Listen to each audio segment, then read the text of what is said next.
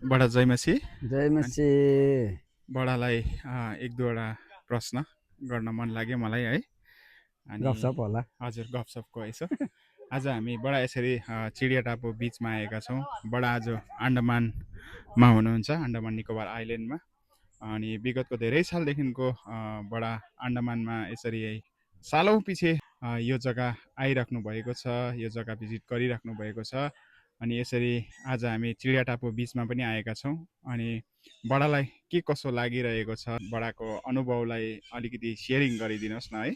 यो 12 सालको हामीले धन्यवादको सेवा पनि राखेका थियौँ। अन्डमान नेपाली चर्च 12 साल पुगेको उपलक्ष्यमा हामीले राखेका थियौँ। त्यसको अनुभव हजुरलाई के कसो लाग्दैछ, अलिकति सेयरिङ गरिदिनुहोस् होला हजुरले।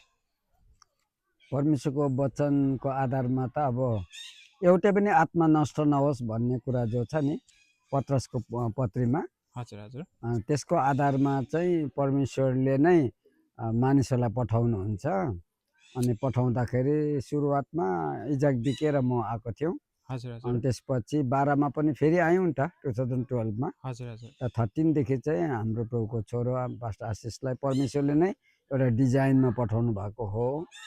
किनभनेदेखि उनीभित्र चाहिँ यसरी प्रभुलाई पाइसकेका मानिसहरूलाई खुवाउने पियाउने आमाको हृदय छ कि। हजुर हजुर, अनि जसले गर्दा निकै पुष्टाएको जस्तो छ नानीहरू अहिले, र राष्ट्रपुष्ट हुँदै जाँदछ। कोक्रोको बालक थियो भनौँ न 13-14तिर, तर अहिले 25वा 2025मा आइपुग्दा 12 वर्षगाँठ पुग्दाखेरि नानीहरू निकै ताते मात्र होइन, आफै अरूलाई पनि कोक्रोमा हल्लाउने जस्तो भइराखेको छ। आमेन आमेन, त्यो मध्येमा हाम्रो जसले मेरो फोटो खिच्दै हुनुहुन्छ मनोजजी, हजुर उहाँ चाहिँ कोक्रोभित्र छैन, अहिले चाहिँ कोक्रोमा हल्लाउनेमा परेको जस्तो लाग्दैछ मलाई। आमेन, त्यसको अर्थ उन्नति र प्रगति नै हो कि जो यहोशुआको 8 पदमा लेखेको छ नि, हजुर हजुर, तिमीहरू परमेश्वरको वचनमा पुरा ध्यान दियो भनेको चाहिँ तिमीहरूको उन्नति हुनेछ भन्छ।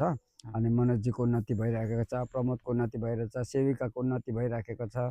अनि पास्टर नेमा आमा, पास्टर ने आमा भन्दैनौँ हामी, पास्टर पेमा भन्छौँ, उहाँ आफै पनि अगुवा हो। र गर्दा संयुक्त रूपमा सम्पूर्ण मण्डलीलाई एकसाथ लिएर उहाँ गइराख्नु भएको देख्दाखेरि आनन्द लागेको छ।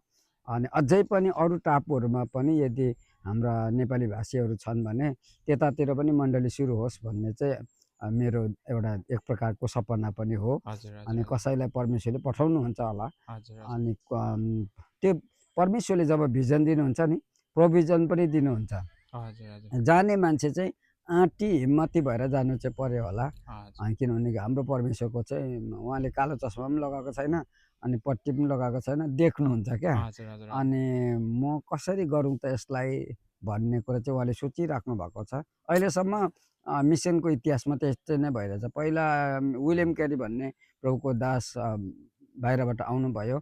अनि उहाँलाई सहायता गर्ने कोही पनि थिएन, र पनि उनको नाम अहिले भारतमा सबभन्दा माथिल्लो स्तरमा छ। कलकत्तामा त उहाँको विलियम क्यारी बाइबल स्कुल लाइब्रेरी नै छ।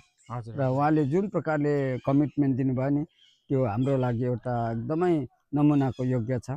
अनि आउँदो दिनमा अन्डमानमा पनि त्यस्तै हुनेछ भनेर म आशा गर्छु। आमेन आमेन।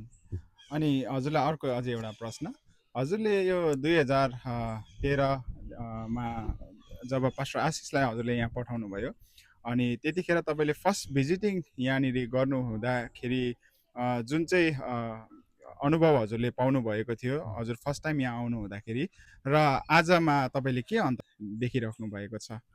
त्यसो त यस्तो हुन्छ नि, प्रत्येक वर्ष अर्को वर्ष आउँदाखेरि केही न केही नयाँ कुरो हुन्छ, नवीकरण हुन्छ।